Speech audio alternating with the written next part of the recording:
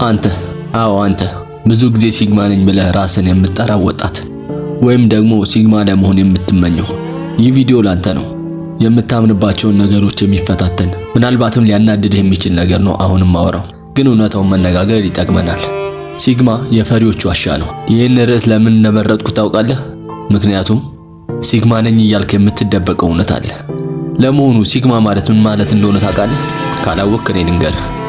ሲግማ የሚለው ቃል የመጣው ከግሪክ ሲሆን ከሌሎች ወጣ ያለ እና ብቸኛ የሆነ ነገር ለመግለጽ ነው። በማህበራዊ ሚዲያ በተለይም በቲክቶክ እና በዩቲዩብ ዓለም ውስጥ ግን ይህ ቃል የራሱን ትርጉም አግኝቷል። ሲግማ ነኝ የሚል ሰው ከማህበራዊ ደንቦች ይወጣ፣ የራሱን መንገድ የሚከተል፣ የሌሎችን አስተያየት የማይፈልግ እና ብቸኛ የሆነ ወንድ ተብሎ ይገለጻል። ዩቲዩብ እና ቲክቶክ እንግዲህ ለኛ ሲግማ ምን ማለት እንደሆነ የነገረን ይህ ነው፣ ግን ፈጽሞ የተሳሳተ አመለካከት ነው። ብዙ ሰዎች ሲግማ ማለት ጠንካራ፣ በራስ የሚተማመን፣ ማንም የማያስፈልገው እና የማይበገር መሆን ይመስላቸዋል። የራሱን ህጎች የሚሰራ፣ በራሱ የሚወስን፣ ከማንም በላይ ሆኖ የሚታይ ሰው ነው። ይህ ሁሉ ሲሰማ በጣም አሪፍ ሊመስልህ ይችላል። ማንም አያዘኝም፣ የራሴ ንጉስ ነኝ፣ ብቻዬን መሆን እወዳለሁ፣ ማንም አያስፈልገኝም ትላለህ። ግን እስቲ ቆም ብለህ አስብ። ግን ይህ ሁሉ ምኞትና አስተሳሰብ የት ድረስ ይወስዳል? በእውነት ነው ወይስ በውሸት ዓለም ውስጥ ነው የምትኖረው? ይህን ጥያቄ ለራስህ መልሰው። የሲግማ ጭንብል ሲገፈፍ ከኋላ ያለው እውነተኛ ፍርሃትን ልንገርህ። ሲግማ ነኝ የሚል ሰው ራሱን አልፋ ከሚባሉት የመሪነት ባህሪ ካላቸው ወንዶች ቤታ ከሚባሉት ተከታይ ከሆኑት ለመለየት ይሞክራል። ሲግማ ራሱን ከሁሉም በላይ አድርጎ ያስባል። የራሱን ደንቦች ይፈጥራል፣ ለማንም አይገዛም። ይህ ሁሉ የተለየና ጎበዝ እንድትመስል ያደርጋል። ግን ይህ እውነተኛ ማንነት ነው ወይስ የፈጠርከው መደበቂያ? ይህንንም ራስህ መልሰው። ሌላ ጥያቄ ልጨምርልህ። ሲግማ ነኝ እያልክ የምትደበቀው ምንድነው? ብዙ ጊዜ ሲግማ ነኝ የሚሉ ሰዎች የብቸኝነት ስሜት፣ የመፈረጅ ፍርሃት፣ የውድቀት ፍርሃት ወይም በማህበራዊ ህይወት ውስጥ የመቀላቀል ችግር ያለባቸው ናቸው። ሰዎች በተፈጥሮ ማህበራዊ ፍጡር ናቸው። የሰው ልጅ ብቻውን ተነጥሎ መኖር አይችልም። ስሜቱን የሚያጋራው፣ የሚያወራው፣ የሚያዝንለትና የሚረዳው ሰው ይፈልጋል። ታዲያ አንተ ለምን ብቻህን መሆን እንደምትፈልግ ትናገራለህ? ከሰውነት ባህሪ እየወጣህ እኮ ነው። ፍርሃት ነው። የሌሎች ሰዎች አስተያየትን ፍርሃት፣ ውድቀትን ፍርሃት፣ ሴት ልጅ ለፍቅር ጠይቀህ ሪጀክት መደረግን ፍርሃት። ሲግማ ነኝ ብለህ ራስን የምትነጥለው እነዚህን ፍርሃቶች ለመደበቅ ነው። ማንም የሌለው፣ ማንም የማያስፈልገው መስለህ በመታየት ደካማ ጎንህን መሸፈን ትፈልጋለህ። ግን ይህ እውነተኛ ጥንካሬ አይደለም። ይህ ድፍረት ሳይሆን ፍርሃትን መሸሽ ነው። በዘመኑ ያሉ ሲግማ ነን የሚሉ ወንዶችና ሴቶች ምንድነው በዚህ ልክ ሊያራርቃቸው የቻለው? አንዳንድ ሲግማ ነን የሚሉ ሰዎች ሴቶችን በጥላቻ ዓይን ያያሉ።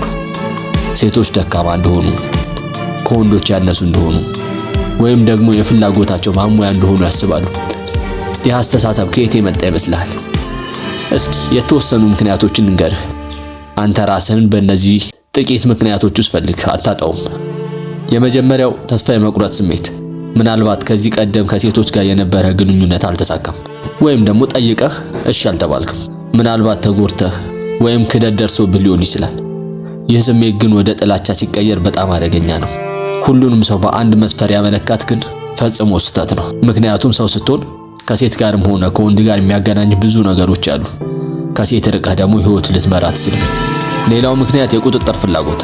አንዳንዶች በህይወታቸው ውስጥ ወይም በግንኙነታቸው ውስጥ ቁጥጥር ማድረግ ይፈልጋሉ። ሴቶች የራሳቸው አቋም ሲኖራቸው ወይም የራሳቸውን ውሳኔ ሲያደርጉ ሲያዩ ይናደዳሉ። ይህ የራሳቸውን አለመተማመን የሚገልጹበት መንገድ ነው። ሌላውና ዋናው ምክንያት ደግሞ የማህበራዊ ሚዲያ ተጽዕኖ። በማህበራዊ ሚዲያ ላይ ሴቶችን የሚያንቋሽሹና የሚጠሉ ብዙ ሐሳቦች አሉ። ሲግማ ነኝ የሚሉ ሰዎች እነዚህን ሐሳቦች በቀላሉ ሊቀበሉ ይችላሉ። ይህ ደግሞ በሴቶች ላይ ያላቸውን አመለካከት ያዛባል። ያ ሲግማ ነኝ ከሚለው ሰው ጀርባ ግን ሄደህ ስታይ ብዙ ጊዜ ሴቶችን አፍቅሮ ጠይቆ ምላሽ አልተሰጠውም ወይም ደግሞ እሺ አልተባለም። ከዛም መሸነፍ ስለማይፈልግ ሴቶች እኔን ሳይፈልጉ ይቀርቶ ሳይሆን እኔ ሳልፈልጋቸው ቀርቼ ነው ብሎ ራሱን ያሳምናል። ሌላውና የመጨረሻው ምክንያት ብቸኝነት የምታበዛ ከሆነ፣ ከሰዎች ጋር የማትገናኝ ከሆነ የሌሎችን ሰዎች አመለካከትና ስሜት ለመረዳት ይቸግራል። በብቸኝነት ውስጥ የራስን የተዛባ አመለካከት ትገነባለህ። ሴቶችም ሆኑ ወንዶች ስሜት ያላቸው እና የራሳቸው ማንነት ያላቸው ግለሰቦች ናቸው። አንተ ግን ይህንን እውነታ አይደለም ትላለህ፣ ተረቃለህ፣ ራስህ ለፈጠርከው ህግ ትገዛለህ። ይህ ደግሞ የትም አያደርስህም። ሴቶችን መጥላት የጥንካሬ ምልክት አይደለም፣ ይልቁንም የፍርሃትና የደካማነት ምልክት ነው።